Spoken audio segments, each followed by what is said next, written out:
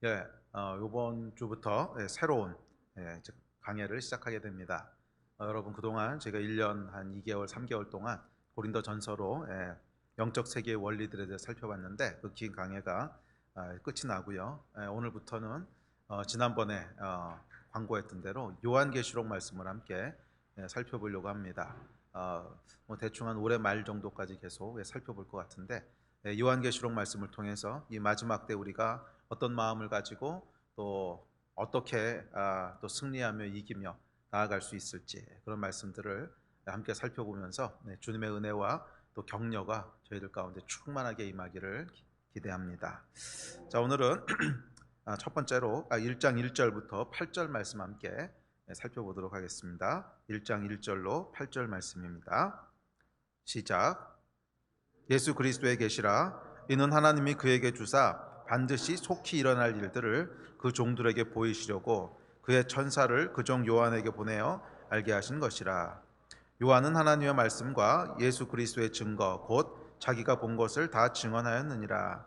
이 예언의 말씀을 읽는 자와 듣는 자와 그 가운데 기록된 것을 지키는 자는 복이 있나니 때가 가까움이라. 요한은 아시아에 있는 7교회에 편지하노니 이제도 계시고 전에도 계셨고 장차 오실 이와 그의 보좌 앞에 있는 7영과 또 충성된 증인으로 죽은 자들 가운데서 먼저 나시고 땅의 임금들의 머리가 되신 예수 그리스도로 말미암아 은혜와 평강이 너희에게 있기를 원하노라. 우리를 사랑하사 그의 피로 우리 죄에서 우리를 해방하시고 그의 아버지 하나님을 위하여 우리를 나라와 제사장으로 삼으신 그에게 영광과 능력이 세세토록 있기를 원하노라. 아멘. 볼지어다 그가 구름을 타고 오시리라. 각 사람의 눈이 그를 보겠고 그를 찌른 자들도 볼 것이요 땅에 있는 모든 족속이 그로 말미암아 애곡하리니 그러하리라. 아멘. 주 하나님이 이르시되 나는 알파와 오메가라. 이제도 있고 전에도 있었고 장차 올 자요 전능한 자라 하시더라. 아멘. 우리 잠깐 기도하고 말씀 시작합시다. 하나님, 새롭게 요한계시록 말씀을 저희가 살펴보기 시작합니다. 성령께서 계시하여 주시고 오늘 요한계시록의 말씀처럼 예수 그리스도의 계시가 임하는 특별한 기간이 되게 하여 주십시오. 주님, 또 말씀을 나누는 자나 듣는 자가 성령 안에서 한 마음으로 나누고 한 마음으로 듣게 하여 주시고 저희 가운데 성령께서 말씀하시는 음성들이 들려지는 성령의 충만한 기름 부으심이 있는 특별한 강해 기간이 되기를 간절히 소원합니다. 축복하여 주시고 주님 안수하여 주시고 기름 부어 주시옵소서. 주 예수 그리스도 이름으로 기도했습니다. 아멘. 계시록 말씀을 살펴볼 텐데 오늘은 간단한 계시록에 대한 개관에 대해 살펴보고 그리고 1장 초반에 나오는 1절부터 8절까지 말씀 함께 나누려고 합니다. 요한계시록은 뭐 여러분 잘 아시겠지만 종말에 대한, 특별히 마지막에 대한 책입니다. 마지막 때에 대한 책입니다. 그래서 이 마지막 때에 대한 개론적인 이야기는 저희가 마가복음을 그 순서가 묘하게 겹쳐서 이제 마가복음 13장을 하면서 뭐 두 번에 걸쳐서 대충 개론적인 이야기를 살펴봤습니다. 아마 다음 주까지 살펴보면 그 마가복음 13장에서 얘기하는 마지막 때에 대한 개론적인 이야기들은 다 살펴볼 것 같습니다. 그래서 요한계시록 강해를 하면서 뭐 그것을 되풀이하진 않겠습니다. 우리가 바로 지난주에 살펴본 거니까. 자, 그래서 성경이 이야기하는 이 마지막 때는 언제라 그랬죠? 주일 설교 여러분 기억해 보시면 마지막 때는 예수님의 초림부터 재림 사이에 그 전체 기간, 그러니까 대충 한 2000년 정도 되는 그 기간을 성경은 마지막 때라고 부릅니다.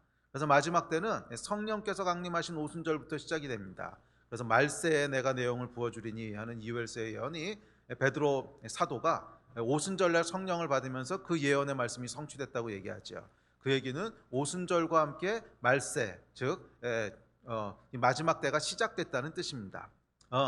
그래서 그때부터 시작된 마지막 때가 예수님께서 다시 오실 그 재림의 때까지 이 교회 기간, 교회 시대를 마지막 때라고 부릅니다. 그래서 이 마지막 때에는 교회 시대예요. 교회가 주인공이 된 시대인데, 그래서 교회가 예수 그리스도의 재림을 사모하면서 그리고 예수 그리스도의 재림을 어떻게든지 막으려고 하는 이 마귀와 치열한 싸움을 벌이는 이 교회 시대. 그래서 교회와 사탄이 치열한 전쟁을 벌이는, 무엇을 놓고? 하나님 나라를 놓고. 그래서 교회가 이 하나님 나라의 완성을 위해서 치열하게 사명을 다하는 이 시기가 마지막 때입니다. 그래서 마지막 때는 새 주인공이 등장한다 그랬죠. 첫째는 인간의 죄가 클라이막스에 오르는 때고, 또 둘째로 사단의 역사도 클라이막스에 이르는 때고, 그와 동시에 이 땅을 통치하시고 다스리시는 성령님의 역사도 클라이막스에 달하는 때입니다. 그래서 마지막 때는 인간의 죄와 마귀, 그리고 이 하나님의 역사, 이것이 클라이막스에 달하면서 충돌과 갈등이 일어나게 됩니다. 그래서 마지막 때에는 필연적으로 생기게 되는 징조들이 있는데, 그 징조가 뭐라 그랬어요?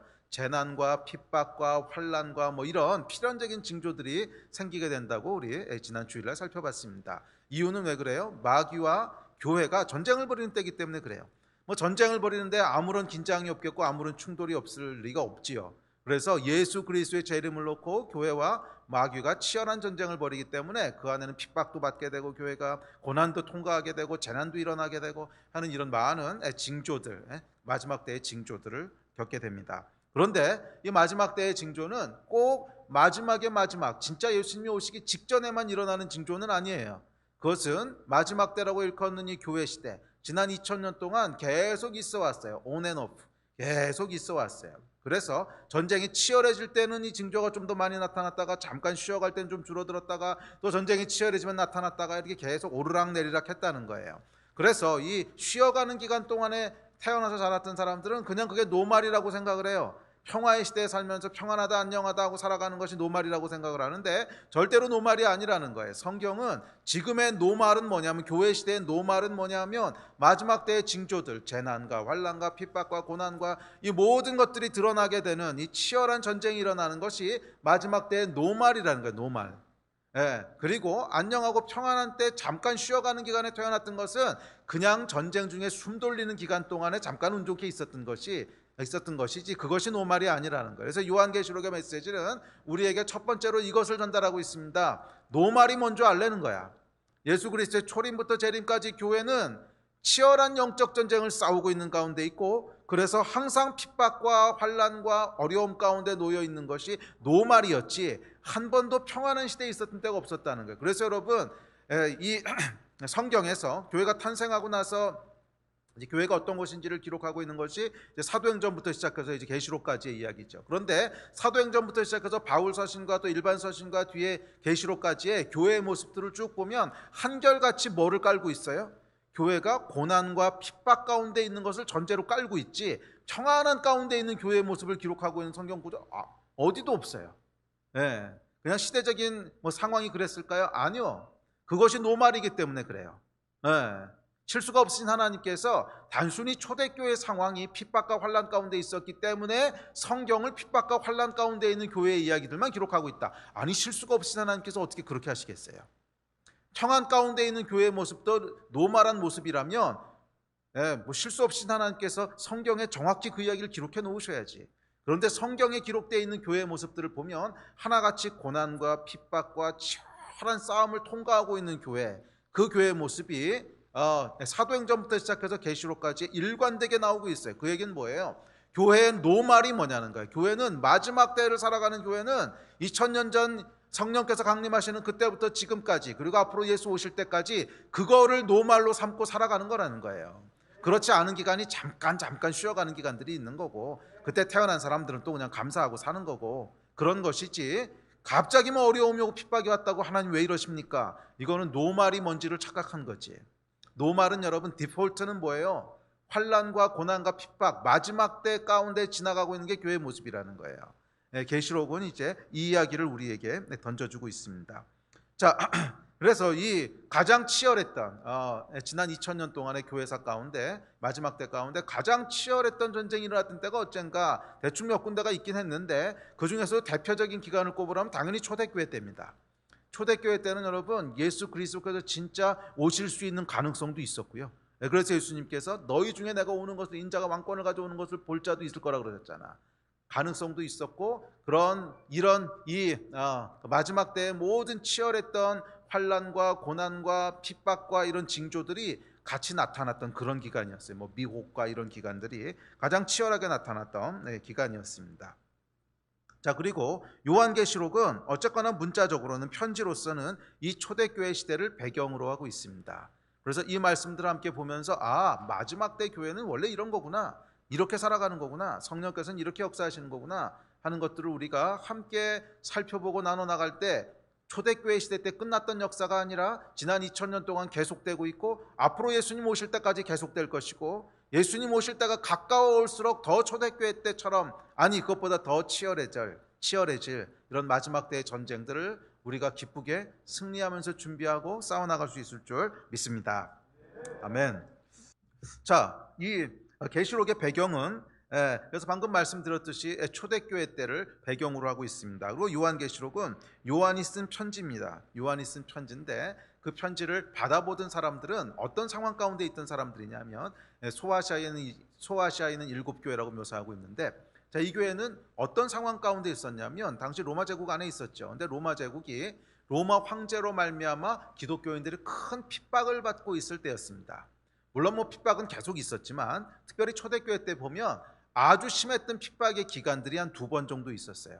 첫 번째 기간은 언제였냐면 AD 54년부터 68년 사이에, 이때 이제 사도 바울이 순교하는 때죠. AD 54년부터 68년 사이에 그 유명한 네로 황제로 말미암은 핍박이 있었습니다. 그래서 그때 핍박은 어떻게 시작되냐면 네로가 이제 불질렀죠. 로마시에 화재가 일어났는데 그것을 이제 크리스천들에게 덮어 씌우면서 이제 핍박이 일어나죠. 자, 그래서 이 핍박이 이제 첫 번째 핍박 기간이었고, 두 번째 핍박 기간은 언제였냐면 AD 81년부터 96년 사이에 도미티안 황제 때 큰 핍박이 일어납니다. 도미티안이라고 하는 이름을 잘 기억해 두십시오. 도미티안 황제 때 큰 핍박이 일어나는데 AD 81년부터 96년 사이입니다. 이때도 도미티안이 자기가, 로마 황제였던 도미티안이 자기가 신이라고 주장하기 시작합니다. 그리고 다른 신을 섬기지 못하게 합니다. 그래서 크리스천들도 당연히 로마 신이었던 도미티안만을 섬기도록 그렇게 강요합니다. 그리고 여기서부터 순종하지 않고 벗어나는 사람들은 뭐 이제 사자굴에다 집어넣고 원형 경기장에서 죽이고 하는 그런 일들을 하게 되죠. 자, 이것이 이제 도미티안 때입니다. 자, 그래서 이 요한 계시록은 이 도미티안 황제 때를 배경으로 하고 있습니다. 반모 섬에 유배가 있던 사도 요한이 자기가 사역했던 소아시아에 있는 교회들에게 이 도미티안 황제 때 치열한 핍박 가운데 있는, 정말 생사를 가늠할 수 없는 위기 가운데 있는 교회를 향해서 마지막 때에 대한 이야기들을 쭉 써서 보내고 있습니다. 그래서 요한계시록은 사실은 마지막에 일어날 일들을 예언했다고 하는 예언적인 성격도 물론 있어요. 그것이 없지는 않은데 그래도 1차적으로는 마지막 때의 큰 핍박 가운데 있는 교회를 격려하고 위로하기 위해서 쓴 글이에요. 그래서 저는 이 요한계시록을 살펴보면서 마지막 때 너무 무서워, 뭐 징조가 있어, 무슨 용도 나오고 짐승도 나와, 아니요, 그게 아니라 우리 가운데 큰 위로가 되고 격려가 되는 하나님의 말씀이 임할 줄 믿습니다. 계시록을 우리가 살펴보면서 우리 안에 더 큰 하나님에 대한 그런 위로와 또 하나님에 대한 믿음과 기쁨과 즐거움들이 충만해질 줄 믿습니다. 왜냐하면 그게 요한계시록을 쓴 목적이기 때문에 그래요. 요한계시록을 쓴 목적은 사도 요한이 도미티안의 핍박 가운데 있는 교회들에게, 그래 지금 눈으로 보기에는 억울해 보이고 힘들어 보이고 이해할 수 없는 상황 가운데 있지만 마지막 때는 원래 그런 거야. 그 보이는 것들에 현혹되지 마. 결국 최후의 승리가 있을 거야. 결국 마지막에 이기는 자들은 너야. 이 위로와 격려를 주면서 마지막 때의 특징들을 쭉 기록하고 있는 책이 요한계시록입니다. 자, 그래서 기억하셔야 될 것은 이 요한계시록의 목적 자체가 우리를 두렵게 하고 뭐 무섭게 하고 마지막 때는 무시무시한 환란이 있을 거야, 이러려고 쓴 책이 아니라는 거예요. 이 책의 주제는 뭐예요? 위로와 소망의 메시지라는 거예요. 위로와 소망의 메시지. 교회들은 참 이해하기 어려웠습니다. 왜 악한 로마와 로마 황제는 계속 승승장구하는 것처럼 보이고 정말 하나님 앞에 신실한 믿음을 지키고 있는 주님의 사람들은 왜 비참하게 죽어가는지. 아니 정말 하나님이 살아계시다면 구원하셔야 될 거 아니야. 초대교회 때 보면 죽을 뻔했던 이제 베드로도 옥에서 구원하시고 기적도 많이 일으키셨는데 왜 지금은 그렇지 않고 이 사람들을 죽어가게 두시는지, 왜 신실한 하나님의 사람들은 뭐 사자법이 돼서 죽어가고 옥에서 죽어가고, 근데 이 원수 같은 정말 하나님을 대적하여 높아진 로마는 승승장구하는지 참 이해하기 어려웠을 거예요. 이해하기 어려웠을 뿐만이 아니라 시험에 들기도 했을 거예요. 낙심하기도 하고 뭐 침체되기도 하고 그랬을 거예요. 그런 초대교회 성도들을 향해서 요한이 지금 위로하고 격려하는 것입니다. 마지막 때가 뭐냐? 그것은 사단과 교회가 치열하게 전쟁하는 때야. 그래서 전쟁을 하기 때문에 핍박과 어려움은 반드시 있는 거야. 그렇지만 그것에 너무 현혹되지 마. 결국 마지막에 이길 자들은 너희고 결국 바벨론과 큰 성 바벨론과 짐승과 이 용은 심판받을 거야 하는 위로와 소망의 메시지. 그리고 여러분, 이것은 단순히 초대교회 때만의 얘기는 아니지 않습니까? 지난 2000년 동안 모든 핍박받는 교회들에게 동일하게 던지신 하나님의 메시지고 오늘날 우리에게도 주시는 동일한 메시지인 줄 믿습니다. 우리에게도 하나님께서 이해할 수 없는 상황을 겪고 있는 교회 가운데 아니, 하나님을 믿는 신실한 사람들은 왜 계속 어려움을 당하고 있고 하나님을 대적하는 것 같아 보이는 저들은 왜 점점 흥황하는 것 같지? 이런 이해할 수 없는 상황, 그 상황 가운데 낙심하게 되고 그 상황 가운데 분노하게 되고 하는 오늘날 우리에게도 동일한 메시지를 던지고 있습니다. 원래 그런 거라는 거예요. 원래 초대교회 때만 그런 것도 아니고 2000년 동안 교회 때만 그런 것도 아니고 오늘날만 그런 것도 아니고 원래 그런 거라는 거예요. 마지막 때는 예수께서 부활 승천하시고 성령께서 강림하신 그때부터 예수님 재림하실 때까지 전체 기간이 종말 말세라면 그 기간엔 당연히 어려움이 있는 것이고 당연히 핍박이 있는 것이고 원래 그런 거라는 거예요. 그러나 기억하라는 거예요. 그래서 계시록이 얘기하고 있는 건 뭐예요? 그 끝이 뭔지를 너희가 알라는 거야. 그 끝이 뭔지를 알라는 거야. 결국 하나님께서 모든 억울한 일을 당한 하나님의 백성들은 부활과 함께 신원하여 주시고 부활과 함께 갚아주시고 큰 영광 가운데 오게 하시고 그리고 하나님을 대적했던 모든 세력들은 다 심판하시고 멸하시고 무저갱에 집어넣으시는 이 마지막을 너희가 보고 기억하라는 거예요. 그래서 잠깐 살아가는 동안 힘들 수도 있고 억울할 수도 있고 낙심될 수도 있고 그렇지만 그것이 끝이라고 생각하지 말고 그 끝이 지나가고 나면 그 기간이 지나가고 나면 하나님께서 다시 신원하여 주시고 다시 회복하여 주시고 다시 우리를 살려주시고 세워주시는 마지막 승리가 기다리고 있다는 거예요. 그래서 그것을 믿고 최후의 승리를 믿고 위로와 소망 가운데 하루하루를 승리하면서 가려는 거예요. 선한 싸움을 계속하라는 거예요. 아멘.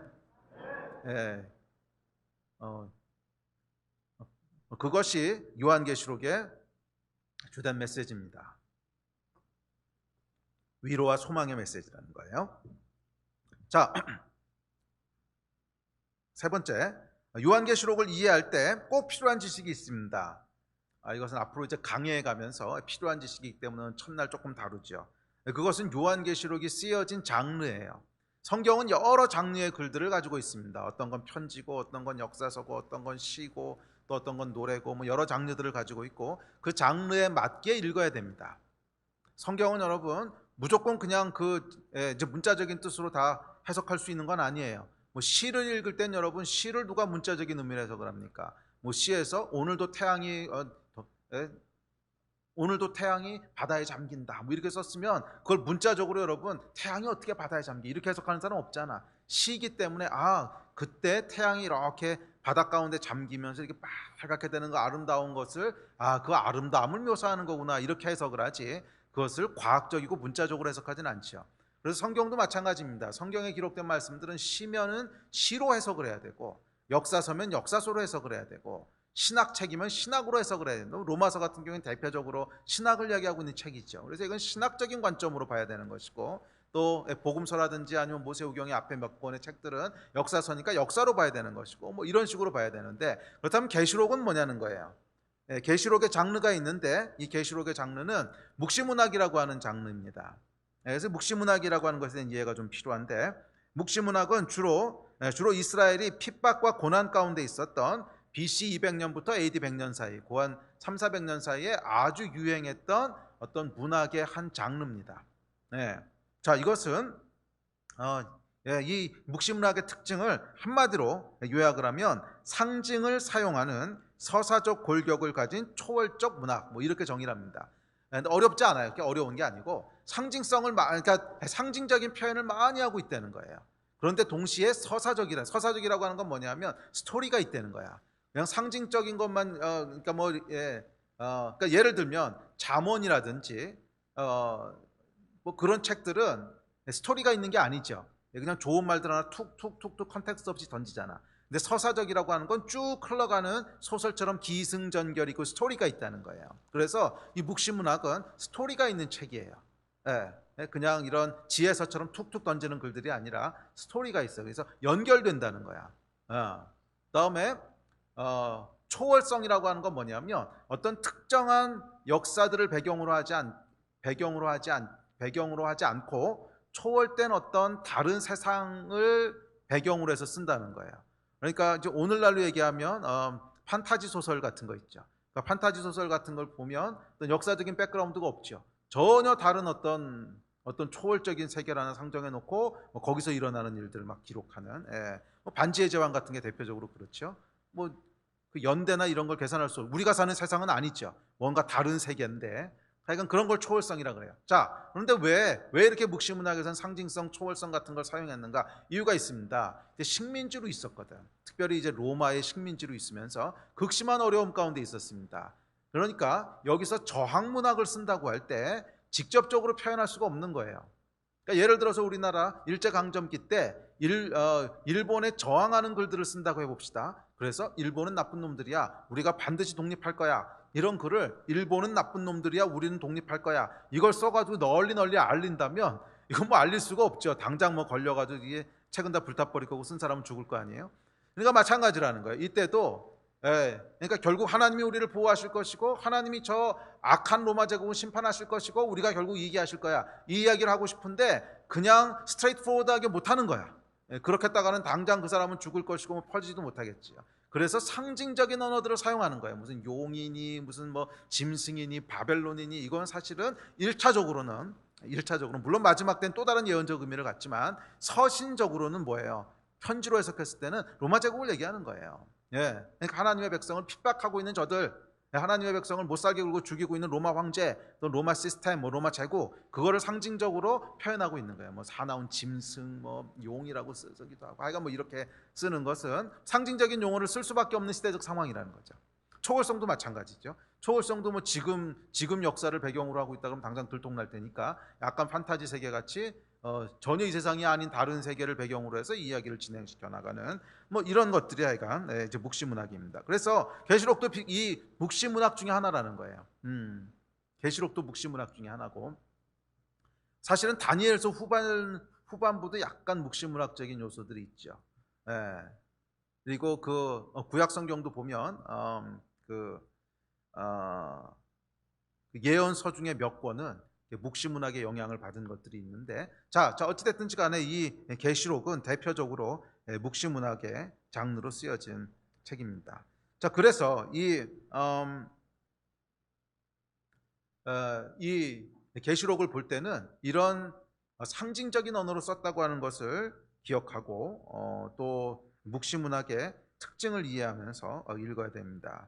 그래서 사실은 이 계시록의 해석이 좀 어렵고, 뭐 어려울 건 없어요. 어려울 건 없는데 의견들이 다양하죠. 뭐 이 사람은 이렇다 그러고 저 사람은 저렇다 그러고, 그렇게 얘기할 수밖에 없는 이유가 상징적인 언어를 많이 사용하기 때문에 그래요. 그래서 이것이 구체적으로 무엇을 상징하는 것인지, 그리고 이것이 정말 상징적인 것인지 문자적인 것인지 이런 거 구분하는 것이 좀 어렵죠. 자, 그런데 하여간 기억해야 될 것은 모든 것을 다 상징으로만 풀어서도 안 되고요. 그렇다고 모든 것을 다 문자적으로만 풀어서도 안 돼요.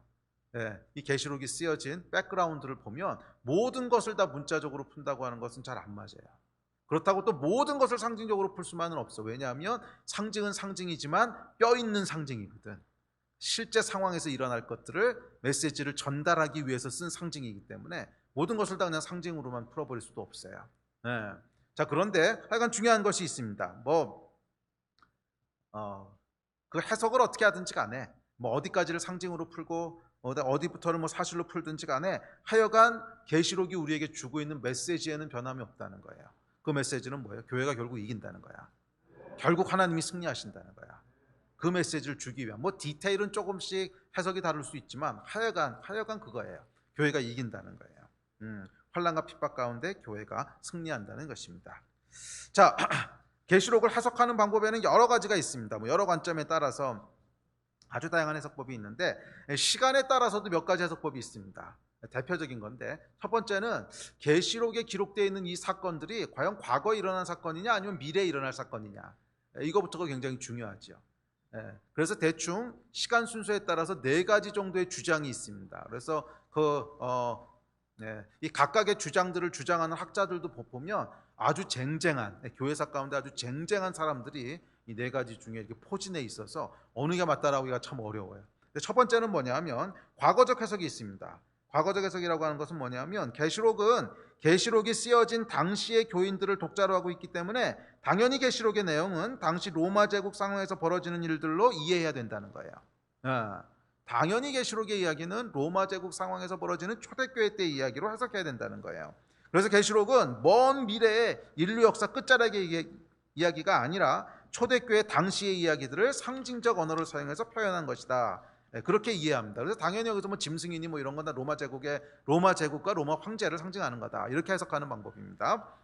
두 번째는 역사적 해석 방법이 있는데 이것은 그렇게 중요하지 않아서 그냥 넘어갑시다. 길게 하지 맙시다. 저는 이거는 조금 아닌 것 같은데, 이건 뭐냐면 이 계시록을 초림부터 재림 사이에 교회사가 있죠. 교회사.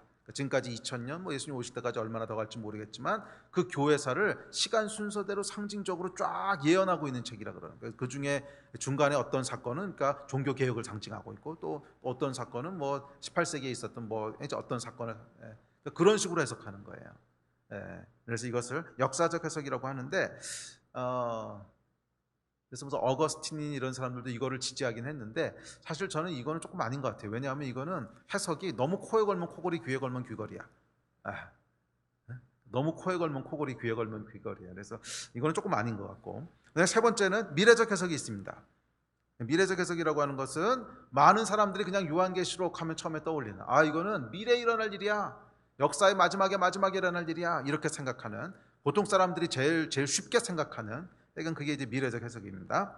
그래서 적어도 계시록 4장 이후는 예수님 재림 직전에 미래에 일어날 일이다, 이렇게 해석하는 거. 네 번째는 상징주의적 해석이 있습니다. 상징주의적 해석은 시대와 관계없이 초림부터 재림 사이에 마지막 때를 살고 있는 모든 시대, 모든 교회를 향한 탈시대적인 메시지다, 이렇게 보는 해석도 있습니다. 자, 그렇다면 어떤 해석을 따라야 되는가? 사실은 이 해석들이요, 각각 다 어느 정도는 일리가 있습니다. 어느 정도는 일리 있어서 하나만 쫓아갈 것이 아니라 이런 관점들을 통합적으로 볼 줄 알아야 돼요. 종합적으로 볼 줄 알아야 돼요. 그래서 제가 보는 관점은 이렇습니다. 첫째, 1차적으로 계시록은 초대교회 성도들이라고 하는 독자들을 가지고 있어요. 편지 형식이란 말이야. 그러니까 다니엘서처럼 내가 미래에 대해서 쓰노라 뭐 이러고 쓴 게 아니라 정확한 독자를 가지고 있단 말이에요. 그 얘기는 그 당시에 일어나고 있는 사건들을 포함하고 있다는 거예요. 그래서 1차적인 해석은 초대교회 당시로 해석하는 것이 옳습니다. 그래서 거기서 나오는 적그리스도니 뭐 이런 것들은 이제 로마의 권력을 갖고 있는 이제 그런 사람들, 또 교회를 핍박하고 죽이려고 하는 당시의 존재들, 뭐 이런 걸로 해석하는 게 옳습니다. 그렇지만 동시에 그 초대교회 때 사건은 뭐예요? 마지막 때의 한 예표지요. 그래서 초림부터 재림 사이에 쭉 마지막 때를 살아가는데 그 중에 가장 치열했던 전투 중에 하나가 뭐랬어? 초대교회 때라 그랬지. 그렇다면 마지막 때는 어떤 모양이 될 거예요? 당연히 이런 모양 비슷한 게 될 거라는 거예요. 그렇죠? 가장 치열했던 마지막 때의 한 시대가 초대교회 때였기 때문에 당연히 예수님 오기 직전에도 이 모양이랑 거의 비슷한 모양이 재현되지 않겠습니까? 똑같은 적이랑 싸우는 거니까. 그런 의미에서 초대교회 때 일어났던 사건이 마지막에 일어날 사건의 예표가 된다는 거예요. 그래서 여기 나오는 이야기들은 단순히 과거에다 끝난 사건들이 아니라 마지막에도 역시 비슷한 사건들이 일어날 것이고, 그런 의미에서 예언적이고 미래적이죠. 그러나 이렇게 해석하실 때 주의하실 것은 1차적으로는 초대교회 때를 배경으로 하고 있다는 걸 스킵하시면 안 돼요. 그래야 우리가 정확한 메시지를 뽑아낼 수 있어요. 그렇지 않으면 그냥 이것을 그냥 무조건 이 초대교회 때라고 하는 실제 역사의 사건을 다 빼버리고 마지막 때 일어날 예언적이고 미래적이고 상징적인 것으로만 해석하려고 하면 정말 코에 걸면 코걸이, 귀에 걸면 귀걸이가 돼. 그러니까 나중에 우리가 뭐 666에 대한 것도 한번 살펴볼 텐데, 뭐 666이라고 하는 것도 여러분 이 역사적인 백그라운드를 다 빼버리고 666이라고 하는 건 여러분 그 당시에도 뭔가 666이라고 적용할 만한 게 있었던 거야. 그러니까 666이란 말을 한 거지. 그 당시에도 적용할 만한 게 뭔가 있었다고. 그런데 그것이 마지막 때 예표가 되는 거지. 이거를 통째로 빼버리고 나면, 그리고 마지막 때 예표다, 뭐 그것만 가지고 있으면 이건 정말 코에 걸면 코걸이, 귀에 걸면 코걸이, 뭐 베리칩이 그렇다, 무슨 칩이 그렇다, 뭐가 그렇다, 뭐 그게 맞을 수도 있고 틀릴 수도 있는데 하여간 그 뿌리가 없어요. 끈끈어진 연처럼 그냥 아무거나 갖다 붙일 수 있어. 그래서 이렇게 해서 가면 안 돼요. 1차적으로는 초대교회 때 일어났던 사건, 그리고 그것이 예표하고 있는 어떤 예언적이고 미래적인 사건, 이렇게 해석해야 돼요. 자, 666 나왔으니까 이거 한 가지만 얘기합시다. 근데 나중에 다시 하긴 할 텐데, 666에 대해서 이제 뭐 손에다 칩는다, 뭐 심는다, 그래서 베리칩 어쩌고저쩌고 하는데, 뭐 이제 모르겠어요. 어느 게 맞는 거 틀린 건지 뭐 가봐야 알겠지. 근데 그건 모르겠는데 하나는 분명해요. 그 666이라고 하는 그 특징은 뭐냐면, 그것을 받으면 배교하는 거라는 사실을 알고 있어, 받는 사람이. 배교한다고 하는 걸 알고 있는데도 그것을 받기 때문에 배교가 되는 거예요. 예, 이해가 되십니까? 예. 그러니까 모르고 받았는데 아이쿠 이게 666에서 배교가 되는 이런 성질의 게 아니라는 거야. 그러니까 이거를 이 초대교회 때 일어났던 사건이라고 하는 역사의 뿌리를 잘라버리고 그냥 상징적으로만 해석하면 이게 정말 그런 이제 어처구니 없는 해석들이 나오는 건데, 아니요 여러분, 그것이 무슨 베리칩이 될지 뭐가 될지 모르겠어. 뭐가 되는지. 최근에 어떤 사람은 또 QR코드라 그러는데, 뭐 QR코드가 될지 베리칩이 될지 모르는데 하나는 분명해요. 그거를 받는 게 신앙의 양심에 반대되는 거야. 아, 이거를 받는다고 하는 거 사실 자체가 내가 예수님을 배신하는 건데 그걸 내가 아는 상태에서 받아서 배교가 되는 거예요. 모르고 받는 게 아니라. 그러니까 그런 것들 여러분 잘 이해하실 필요가 있습니다. 자, 어쨌든지 간에, 근데 어쩌면 뭐 지금 얘기하는 것이 뭐 진짜로 666이 될 수도 있어요. 그러니까 베리칩이 될 수도 있고 뭐 QR코드가 될 수도 있고. 왜?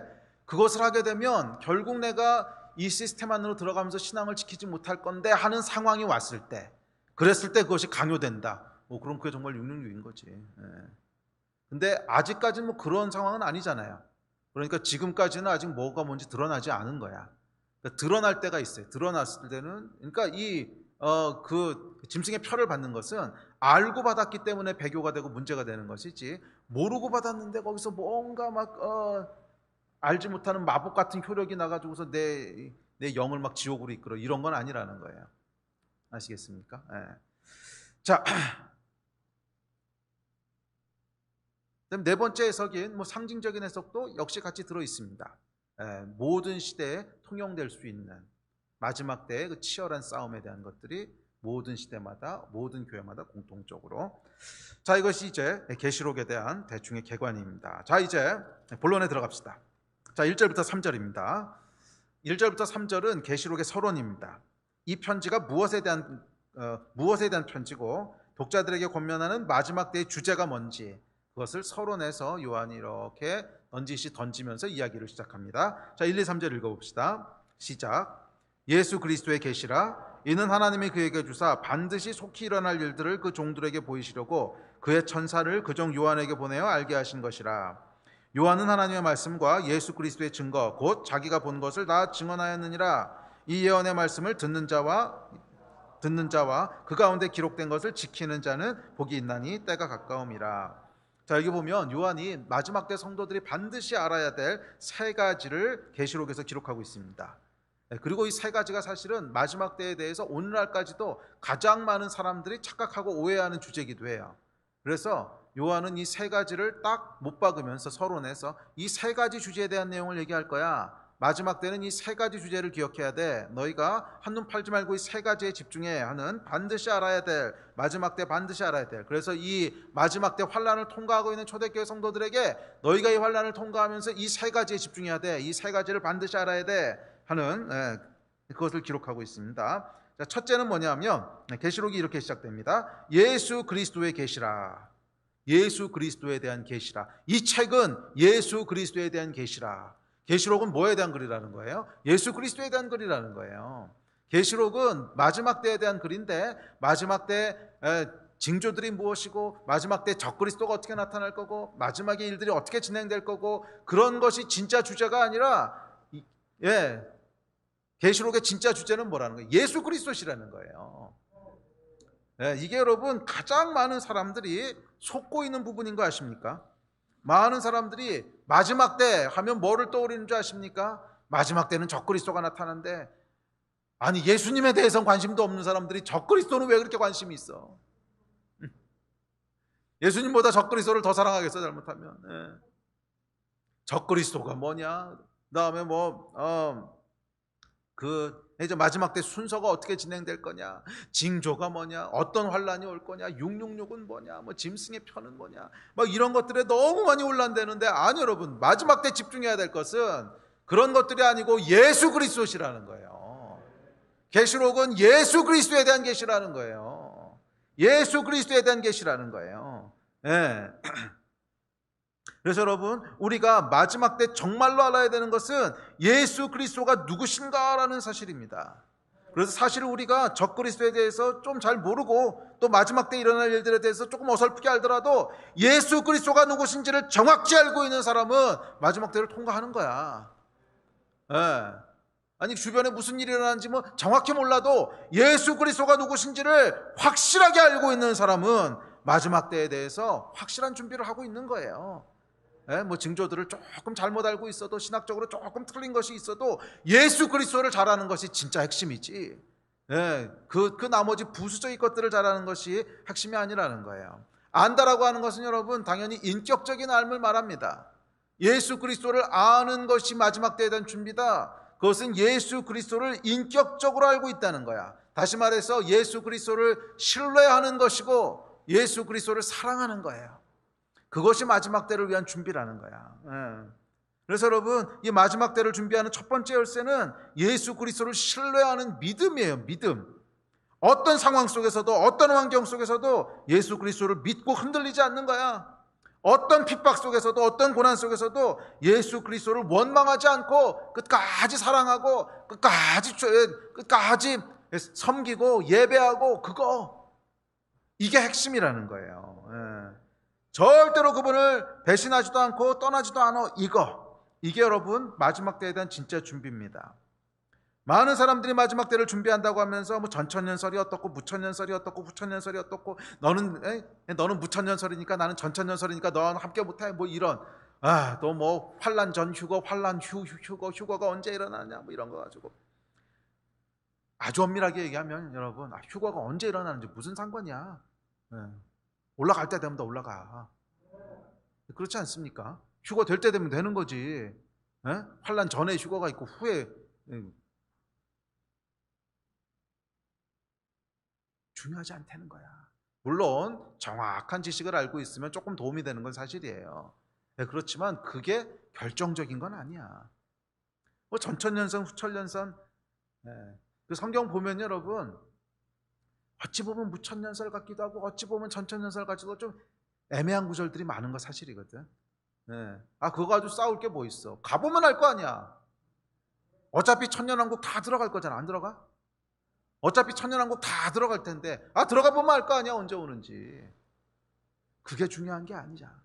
진짜 중요한 것은 예수 그리스도를 믿고 신뢰하고 끝까지 섬기느냐, 이게 중요한 거예요. 예수 그리스도를 끝까지 섬기느냐, 생명처럼 그분을 붙잡느냐, 그것이 여러분 마지막 때를 총괄하는 진짜 비결이고 진짜 열쇠인 줄 믿습니다. 그래서 여러분 사실 보세요. 이게 뭐 이 정도는 마지막 때 징조도 아닌데, 징조라고 하기도 사실은 죄송한데, 이 코비드 바이러스가 와가지고 조금 힘들어지고 교회가 조금 어려워지니까 벌써 여러분은 흔들리고 막 신앙에서 멀어지고 이런 사람들 있지 않습니까? 가장 중요한 게 뭐예요, 여러분? 예수 그리스도에 대한 믿음이에요. 어떤 상황 가운데도, 어떤 핍박 가운데도, 어떤 뭐가 와도 난 예수님 한 분밖에 없어. 그분이 나의 주인이시고 그분이 나의 생명이시고 내가 영원히 쫓아갈 뿐이야. 내 목에 칼이 들어와도 난 예수님밖에 없어. 이게 있으면 마지막 때 무슨 일이 일어나든 뭐 이런 일이 일어나든 저런 일이 일어나든 뭐 휴거가 뭔지도 모르고 상관없이 통과해요. 이게 없는 사람은 아무리 올바른 지식이 있으면 뭐해? 지식이 있으면 뭐하냐고. 위기가 오고 어려움이 오면 다 떨어져 나갈 텐데. 예수 그리스도를 아는 지식입니다. 아멘. 예수 그리스도를 아는 것. 자, 두 번째로 요한이 얘기하고 있는 것은 반드시 속히 될 일이래요. 반드시 속히 될 일. 그래서 마지막 때 성도들은 그 일이 반드시, 그것도 속히 일어난다는 사실을 반드시 알아야 됩니다. 그 많은 사람들이 이 계시록에 기록된 일들이 우리와는 상관없는 먼 미래 얘기거나 아니면 먼 과거의 얘기라고 생각을 합니다. 그건 뭐 예수님 오실 때 일어날 미래의 얘기. 아직은 아니야. 또는 과거 초대교회 성도들 얘기. 우리 얘기는 아니야. 그런데 계시록은 그렇게 얘기하지 않아요. 사도 요한이 뭐라고 권면하냐 하면 이 마지막 때는 반드시 속히 일어난다는 거야. 누구에게나, 어느 시대, 어느 교회에게나 반드시 속히 일어난다는 거예요. 그걸 여러분 기억하고 있으라는 거예요. 예수 그리스도를 사랑하고 따르는 모든 성도들에게는 반드시 일어나는 일이고 속히 일어나는 일입니다. 이 현대교회가 가지고 있는 이 종말론 또는 마지막 때에 대한 그 문제는 시한부 종말론만 있는 게 아니에요. 뭐 시한부 종말론이 마지막 때에서 심각한 문제를 일으키긴 했지만 반대편에 있는 심각한 문제도 있어요. 그러니까 시한부 종말론은 뭐예요? 지금 바로 그때야, 얼마 안 남았어 하는 거지. 근데 반대편 극단에는 뭐가 있어요? 종말은 우리와 아무 상관없는 얘기야, 이런 반대편 극단이 있는 거지. 그러니까 이쪽에서는 몇 월 며칠이야, 2달밖에 안 남았어, 뭐 이런 이제 극단이 있다면, 이쪽 편 극단에는 종말은 우리랑 상관없는 얘기, 먼 미래 얘기거나 먼 과거의 얘기야. 그렇게 치부하는 사람들이 있습니다. 그러나 계시록은 경고합니다. 반드시 속히 임하는 일이라는 거예요. 종말은, 마지막 때는 누구에게나 반드시 속히 임하는 일입니다.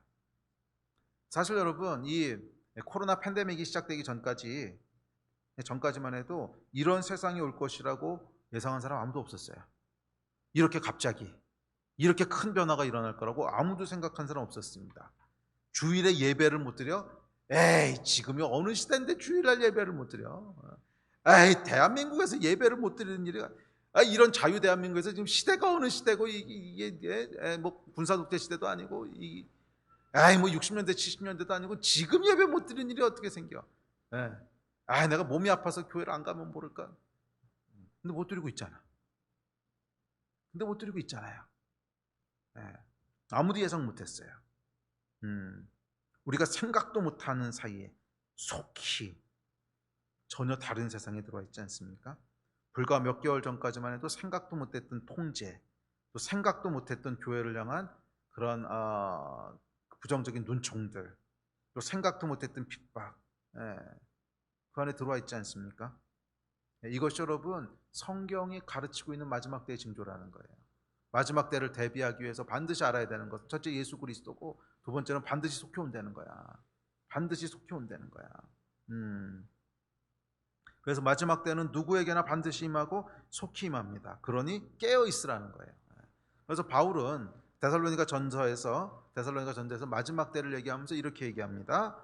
우리 같이 읽읍시다. 5장입니다. 시작. 주의 날이 밤에 도둑같이 이를 줄을 너희 자신이 자세히 알기 때문이라. 그들이 평안하다 안전하다 할 그때에 임신한 여자에게 해산의 고통이 이름과 같이 멸망이 갑자기 그들에게 이르르니 결코 피하지 못하리라. 그러므로 우리는 다른 이들과 같이 자지 말고 오직 깨어 정신을 차릴지라. 바울이 얘기한 거예요. 평안하다 안전하다 할 때 도둑같이, 해산의 고통이 이름과 같이 갑자기 온다는 거야. 그것이 마지막 때를 향한 메시지입니다. 예외 없어요. 지금도 마찬가지야. 저와 여러분 삶 가운데도 정말 도둑같이 갑자기 왔잖아, 이런 날이. 근데 뭐 이건 아직 마지막 때의 징조라고도 할 수 없는 아주 가벼운 건데, 그래도 생각 못했던 일들이 일어나고 교회를 향한 사회의 시선이 이렇게 갑자기 바뀔 수 있어? 하는 것을 경험하듯이 마지막 때는 그렇다는 거예요. 생각 못할 때 갑자기 온다는 거야. 평안하다 안전하다 그냥 이렇게 사는 게 노말이라고 생각할 때 온다는 거야. 그래서 깨어있지 않은 그리스도인들은 다 넘어질 거라는 거예요. 깨어있지 않은 그리스도인들은 하나님 원망하고 분노하고 억울해하고 그러다 다 떠내려갈 거리고, 깨어있는 자들만 이 마지막 때를 통과하면서 영광된 하나님의 백성이 되는 거예요. 아멘. 떠내려가지 않도록 깨어 있으십시오. 자, 세 번째입니다. 세 번째 조언은 이렇게 얘기합니다. 3절에 이렇게 얘기합니다. 시작. 이 예언의 말씀을 읽는 자와 듣는 자와 그 가운데 기록한 것을 지키는 자는 복이 있나니 때가 가까움이라. 계시록은 여러분 읽고 듣고 지키라고 쓰여진 책이라는 거예요. 그래서 사실은 이 마지막 때를 통과하는 중요한 열쇠는요, 아주 원론적인 얘기들입니다. 예? 특별한 비결이 있거나 특별한 지식을 너희가 알아야 되거나 그런 게 아니야. 마지막 때를 통과하는 비결은 첫째, 예수 그리스도에 대한 계시, 예수 그리스도에 대한 관계, 믿음. 예? 원론적인 거잖아요. 또 반드시 올 거라고 하는 거에 대한 경각심. 세 번째 뭐예요? 하나님의 말씀을 읽고 듣고 지키라는 거야. 사실은 마지막 때가 아니어도 해야 되는 거 아니에요? 응? 읽고 듣고 지키는 자는 복이 있다는 거야. 읽고 듣고 지키는 자는. 첫째는 여러분, 성경을 읽고 들어야 됩니다. 이제 듣는다는 말은 오늘날로 치면 그냥 읽는다로 통합할 수도 있을 거예요. 당신은 이제 종이에다가 기록하는 문화가 아니었기 때문에 뭐 성경을 개개인이 갖고 있지 못했어요. 성경을 읽을 수 있는 방법은 회당에 가서 누가 읽어주는 걸 듣는 방법밖에 없었거든. 그래서 이제 읽고 듣는다고 표현했는데 한 단어입니다. 그러니까 성경을 읽으라는 거예요. 성경을 읽으라는 거예요. 근데 참 재밌는 것은 성경을 잘 해석해야 된다는 말은 없어요. 그래서 이 마지막 때에 대한 예언적 말씀들은 해석을 어떻게 하느냐보다 그 사실 자체를 잘 알고 있는 것이 훨씬 더 중요합니다. 이것은 제가 그 예언의 해석에 대해서 자주 얘기하는데, 그 예언의 해석은 여러분 억지로 풀면 안 돼요. 그냥 풀릴 때가 되면 다 알게 돼. 그러니까 계시록에 보면 용도 나오고 짐승도 나오고 뭐도 나오고 막 나오거든요. 근데 이게 뭘까? 그래가지고 억지로 해석할 필요가 없이 그냥 용, 짐승, 뭐 적그리스도가 이렇게 하고 저렇게 하고 저렇게 하는구나. 성경 말씀을 잘 알고 있으면 돼요. 그러면 진짜로 그 예언이 성취될 때 보면 그거 똑같이 하는 놈이 나타난다는 거야. 그러면 그 놈이 그 놈이구나. 이렇게 해석하고 넘어가는 거예요. 그게 아직 안 풀린다고 하는 것은 똑같이 행동하는 놈이 아직 안 나왔다는 거야. 그러니까 그거 억지로 풀려고 그럴 필요 없어요. 그래서 해석이 중요한 게 아니야. 왜냐하면 성경은 여러분 많은 경우에 해석은 아주 단순하고 명쾌합니다. 성경의 해석은요 단순하고 명쾌해요. 구약에 많은 예언들이 있습니다. 뭐 구약에 보면 이제 뭐 다니엘서에도 예언이 나오고 뭐 스가랴서에도 예언들 나오는데, 이 예언들은 여러분 그 예언이 성취되고 지나간 다음에 보면 아주 단순한 예언들이야. 아주 단순한 예언들이야. 그렇죠? 뭐 다니엘서에 나오는 커다란 그 신상에 보면 뭐 머리는 쇠였고 뭐 가슴은 진흙, 뭐 진흙은 다리지. 근데 그것도 보면 결국 그 이후에 따라 나올 내 나라들에 대한 얘기거든요. 근데 그 내 나라가 지나가고 나니까 아주 단순하잖아. 뭐 해석이고 뭐고 할 것도 없어. 성경은 그런 거라는 거예요. 근데 왜 해석이 어렵냐? 아직 그놈이 안 나타난 거야. 그러니까 해석이 어려운 거거든. 그러니까 그거 해석하겠다고 골치 아프게 그러지 말고 잘 읽고 잘 들으라는 거야. 성경 자체를 잘 알고 있으면 된다는 거예요. 성경 자체를 잘 알고 있으면 됩니다.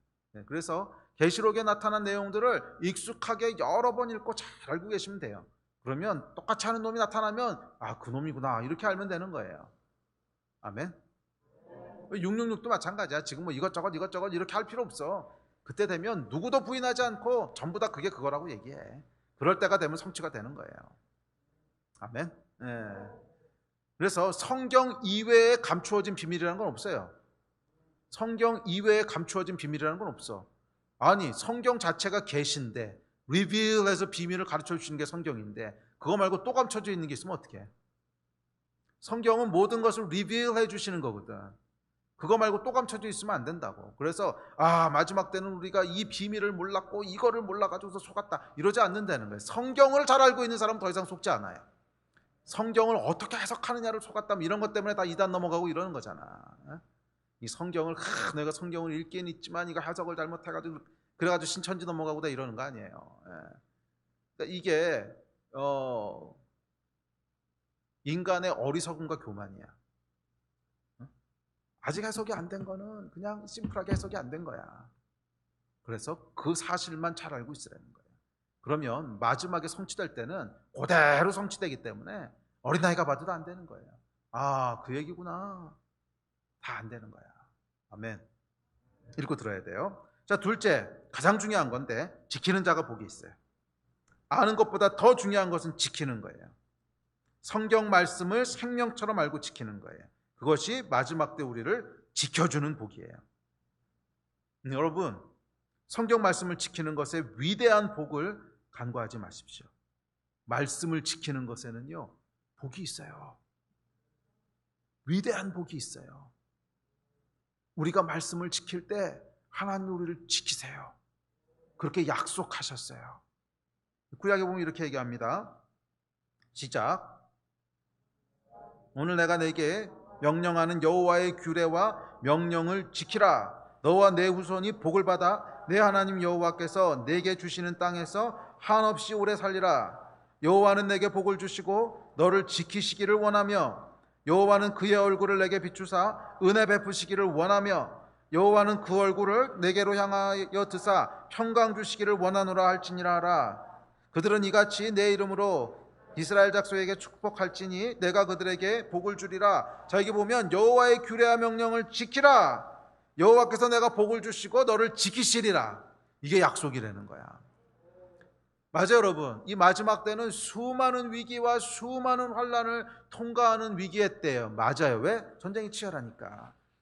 그 가운데 우리가 어떻게 안전합니까? 여호와께서 지키시니까. 어떻게 승리합니까? 여호와께서 지키시니까. 그래서 여러분, 마지막 때는 뭐를 해야 되는 때냐면 여호와의 복을 받아야 되는 때야. 여호와의 복을 받아야 되는 때야.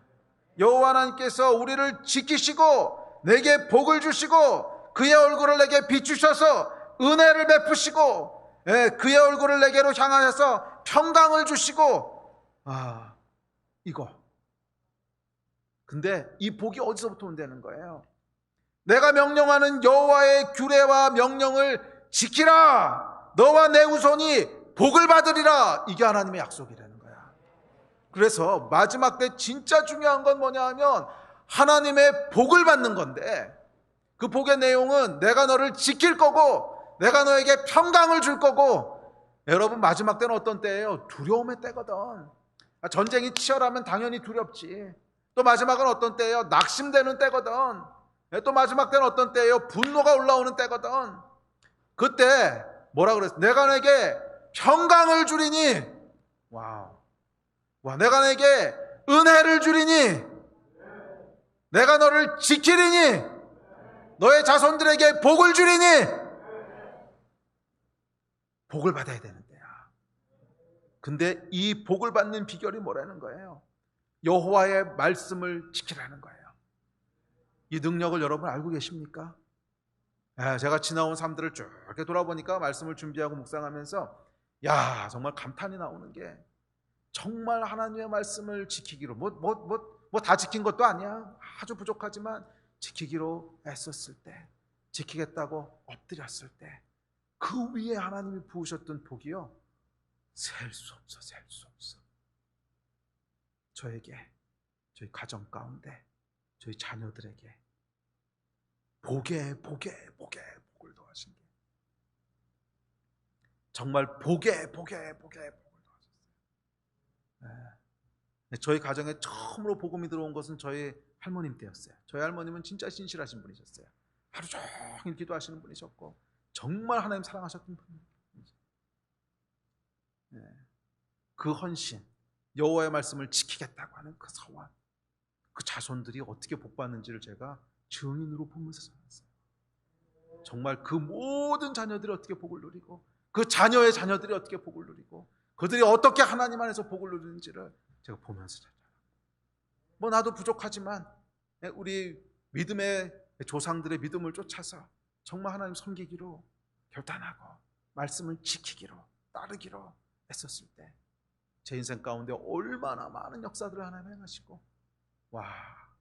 제 인생뿐만이 아니라 우리 가정에, 우리 자녀들에게 어떻게 복을 베푸시는지 저는 여러분 단언할 수 있어요. 마지막 때를 준비하는 열쇠가 뭐냐?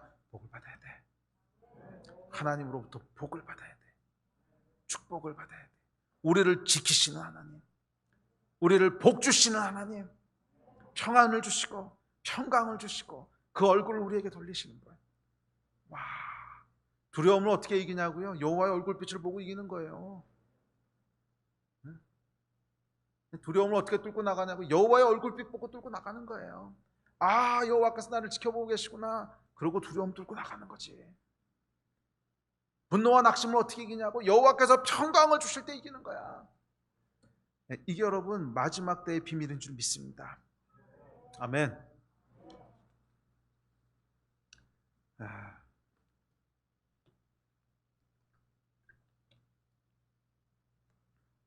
마지막 큰 3번입니다. 여호와 때는 여러분 그저 두렵고 무섭고 어두운 날이 아닙니다. 마지막 때는 여호와 하나님의 하나님 되심이 가장 크고 극명하게 드러나는 때입니다. 그래서 이어지는 4절부터 8절까지는 이 위대한 하나님 예수 그리스도에 대한 이야기를 합니다. 마지막 때에서 여러분 사람들이 오해하는 게 뭐냐 하면 오늘 이 마지막 때를 향한 사람들의 오해에 대한 얘기인데, 오해하는 게 무섭다, 두렵다, 싫다. 아니야 여러분, 마지막 때는 그런 때가 아니야. 물론 마지막 때는 인간의 죄와 사탄의 역사가 드러나기 때문에 치열하긴 해요. 환난도 있고 핍박도 있어. 그렇지만 동시에 마지막 때는 뭐예요? 하나님의 역사가 가장 크게 드러나는 때인데, 성령의 역사와 우리 하나님이 어떤 분이신지가 가장 크고 극명하게 드러나는 때인데, 와, 얼마나 익사이링하고 신나고 즐거운 때예요. 마지막 때에 대한 오해는 여러분 두렵다는 생각이야. 아니 여러분, 마지막 때는 두려운 때가 아니고 기뻐하고 즐거워할 때예요. 아멘. 그래서 4절부터 8절까지 이렇게 얘기합니다. 4절부터 8절 우리 같이 읽읍시다. 시작. 요한은 아시아에 있는 7 교회에 편지하노니 이제도 계시고 전에도 계셨고 장차 오실 이와 그의 보좌 앞에 있는 7 영과 또 충성된 증인으로 죽은 자들 가운데서 먼저 나시고 땅의 임금들의 머리가 되신 예수 그리스도로 말미암아 은혜와 평강이 너희에게 있기를 원하노라. 우리를 사랑하사 그의 피로 우리 죄에서 우리를 해방하시고 그의 아버지 하나님을 위하여 우리를 나라와 제사장으로 삼으신 그에게 영광과 능력이 세세토록 있기를 원하노라. 아멘. 볼지어다 그가 구름을 타고 오시리라. 각 사람의 눈이 그를 보겠고 그를 찌른 자들도 볼 것이요 땅에 있는 모든 족속이 그로 말미암아 애곡하리니 그러하리라. 아멘. 주 하나님이 이르시되 나는 알파와 오메가라. 이제도 있고 전에도 있었고 장차 올 자요 전능한 자라 하시더라. 아멘. 우리 예배팀 나오십시오. 그래서 4절부터 8절까지는 우리 하나님이 어떤 분이시고 그 하나님이 마지막 때 어떻게 드러나실 건가 하는 것을 쭉 얘기하는 거예요. 그 뒤에도 마찬가지예요. 1장 끝까지 계속 그 얘기인데, 예수 그리스도 성령 하나님, 살아계신 창조주 하나님이 마지막 때 어떻게 나타나시고 어떻게 역사하시고 어떻게 영광 가운데 드러나실까를 쭉 얘기하고 있는 거예요. 할렐루야. 그러면 여러분, 마지막 때는 두려워할 때가 아니라 우리 하나님이 드러나시는 영광을 바라보는 때야. 그래서 우리의 시선을 어디다 맞추느냐에 따라서 마지막 때는 크고 두렵고 불안한 날이 될 수도 있고, 반대로 즐겁고 신나고 영광되고 위대한 날이 될 수 있어요. 우리의 시선을 어디다 맞춰야 돼? 예수 그리스도 하나님께. 우리의 시선을 어디다 맞춰야 돼? 7 영 충성된 증인이신 성령님께. 아멘. 우리의 시선을 여러분 적그리스도와 마귀와 환난과 핍박에 맞추면요, 맞아요, 두렵고 낙심되고 원망되고 분노해요. 저도 요즘 이렇게 지나다 보면 그래요. 아니요, 거기다 맞추면 안 돼요. 끊임없이 우리의 시선과 끊임없이 우리의 마음을 예수 그리스도께 맞춰야 돼요. 마지막 때 나타날 예수 그리스도는 어떤 분이시라고요? 이제도 계시고 전에도 계셨고 장차 오실 분이십니다. 그분은 어떤 분이시라고? 당신의 7 영, 완전하신 영을 통해 예수 그리스도와 은혜와 평강을 우리에게 부어주시는 분이십니다. 7 영이라고 하는 완전하다는 거야. 완전하신 영으로 우리 가운데 거하시면서 은혜와 평강을 우리 안에 부어주시는 분이세요. 마지막 때 드러난 하나님은 어떤 하나님이시라고? 죽은 자들 가운데서 먼저 나신 분, 부활하신 분이세요. 예수 다시 사셨습니다. 할렐루야. 죽음을 이기신 분이시라는 거예요. 마지막 때 하나님은 어떤 하나님이세요? 땅의 임금들의 머리가 되신 분이세요. 모든 땅의 왕들은 그분의 통치 아래 있는 거야. 하나님께서 다스리시고 하나님께서 통치하시는 거예요. 아무리 땅의 왕들이 강한 것 같고 우리를 핍박하는 것 같고 모든 권한을 가진 것처럼 보이지만, 땅의 임금들의 머리 되신 분은 우리 하나님이시고 그 하나님이 드러나시는 때라는 거야. 이 마지막 때 하나님은 어떤 하나님이세요? 그의 피로 우리를 죄에서 해방하시는 분이세요. 모든 죄와 질병과 고통과 저주로부터 우리를 끊고 해방하시는 분이세요. 할렐루야. 예, 이 마지막 때 하나님 어떤 하나님이세요? 우리를 나라와 제사장 삼으신 분이세요. 우리가 나라며 우리가 하나님을 이 땅 가운데 흘려보낼 제사장으로 세우신 분이세요. 예, 마지막 때 하나님 어떤 분이세요? 영광과 능력을 세세토록 받으실 분이세요. 그분의 놀라운 영광과 능력과 세세토록 받으실 예배가 드러나는 때가 마지막 때라는 거야. 예, 마지막 때 하나님 어떤 분이세요? 땅의 모든 족속이 보는 가운데 구름 타고 다시 오실 분이세요. 구름 타고 영광 가운데 왕권을 가지고 다시 오실 분이세요. 마지막 때 하나님은 어떤 분이세요? 알파와 오메가, 처음과 끝이 되는 분이세요. 이제도 있었고 지금도 있고, 또 장차 오실 분, 알파와 오메가 되신 분이세요. 그분이 시작이고 그분이 끝이세요. 마지막 때 하나님은 어떤 분이세요? 전능하신 분, 불가능을 모르는 분이세요. 그분께 영광과 존귀와 능력이 세세토록 있을지어다. 아멘. 아멘. 여러분, 마지막 때는 이 하나님의 크고 위대하심이 선명하게 드러난 때입니다. 그러므로 마지막 때를 살아가는 성도들은 위축되고 두려워할 것이 아니라 기뻐하고 또 즐거워해야 됩니다. 왜? 하나님의 축복이 우리에 부어지는 때거든. 마지막 때를 살아가는 성도들은 억울함을 당해도, 낙심할 일이 있어도 낙심하거나 분노하는 것이 아니라 즐거워하고 즐거워해야 됩니다. 왜? 하나님의 영광과 능력, 위로와 평강이 우리 위에 부어지는 때거든. 예수께서 이렇게 약속하셨습니다. 시작. 나로 말미암아 너희를 욕하고 박해하고 거짓으로 너희를 거슬러 모든 악한 말을 할 때에는 너희에게 복이 있나니 기뻐하고 즐거워하라. 하늘에서 너희의 상이 큼이라. 너희 전에 있던 선지자들도 이같이 박해하였느니라. 할렐루야. 마지막 때는 어떤 때입니까? 이 하나님의 복이 부어지는 때예요. 물론 우리가 악한 말을 듣고 박해받고 핍박받고, 맞아요, 그렇게 될 거야. 그러나 그럴 때 복이 있다 그랬잖아. 하나님의 복이 부어지는 거예요. 복이 부어지는 거예요. 예. 그 복은 어떤 복입니까? 우리를 지키시는 복이에요. 여호와께서 내게 복을 주시고 너를 지키시기 원하며 그 얼굴을 내게 비추사 은혜 베푸시기를 원하며 그 얼굴을 내게로 향하사 평강 주시기를 원하며. 예. 그래서 그들의 이름이, 그들이 내 이름으로 이스라엘 약속을 축복할지니 내가 그들에게 복을 주리라. 근데 이 복을 여러분, 우리에게만 주는 것이 아니라 너희 자손에게도, 너희 가족에게도, 너희 자손의 자손에게도 복을 주고 또 주고 또 주고 계속 주시는 때가 마지막 때야. 그리고 그분이 우리 하나님이셔. 예. 여러분, 어떤 시간을 지내고 계십니까? 코로나 바이러스가 장기화되니까요, 힘들고 어려운 시간 지납니다. 답답하기도 하고, 어떨 때는 억울하기도 하고, 염려되기도 하고, 걱정되기도 하고, 두려움, 분노, 낙심, 염려. 아니 여러분, 코로나 바이러스를 바라보면 안 돼. 마지막 때는 여러분, 우리에게 어려움을 주는 대상을 바라보는 게 아니야. 그러면 마지막 때는 살아계신 여호와 하나님, 내 인생에 복을 주시는 분, 나를 지키시는 분, 나의 가정과 자녀와 자녀의 자녀까지 복을 주시는 분, 그분을 바라보는 거예요. 이게 요한계시록의 메시지야. 환경을 바라보고 힘들어하는 것이 아니라 여호와 하나님께, 복 주시는 그분께, 우리를 축복하시는 분께, 지키시는 분께, 그 얼굴을 우리에게 비추시는 분께 우리의 마음과 눈을 고정하는 거예요. 그게 여러분, 마지막 때를 이기고 지나가는 그런 비결이고 비밀인 줄 믿습니다. 그러면 자리에 같이 일어나서 좀 기도합시다.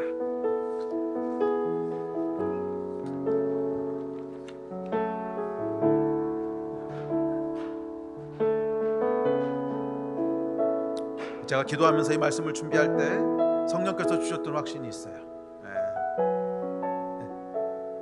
계시록을 살펴보는 내내 저희 안에 기쁨과 즐거움이 있을 거라는 거야. 왜? 여호와의 복이 부어질 거거든. 마지막 때는 여러분, 마지막 때는 분명히 예수님 뭐라 그러셨어요? 나로 말미암아 너희를 욕하고 박해하고 거짓으로 너희를 거슬러 모든 악한 말을 할 때에는 너희에게 복이 있나니 그랬단 말이에요. 마지막 때는 여러분, 맞아요, 복이 있는 때야. 왜? 환난과 핍박을 받거든. 기뻐하고 즐거워하라 그랬어요. 왜? 하나님이 드러나실 거거든. 기뻐하고 즐거워하라 그랬어. 왜? 복을 누릴 거거든.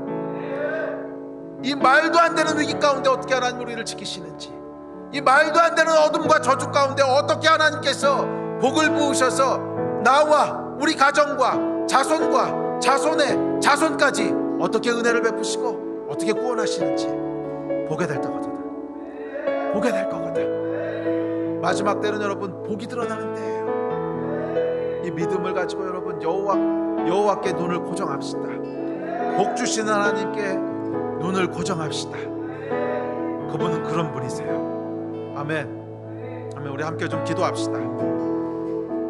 기도할 때 우리 이야기를 기억하시면서, 예 하나님, 이 마지막 때 악이 드러나는 것에 집중하는 것이 아니라, 마귀가 드러나는 것에 집중하는 것이 아니라, 적그리스도에게 집중하는 것이 아니라 하나님이 드러나시는 것에 집중합니다. 예 하나님, 우리에게 복을 주시고 우리를 눈동자같이 지키시며 우리에게 은혜를 베푸신 하나님, 이것이 드러나게 하여 주십시오. 이 하나님이 드러나게 하여 주십시오. 아멘. 우리 이 마음 가지고 주여 세 번 부르짖고 좀 합심해서 기도하고 예배합시다. 기도하시겠습니다.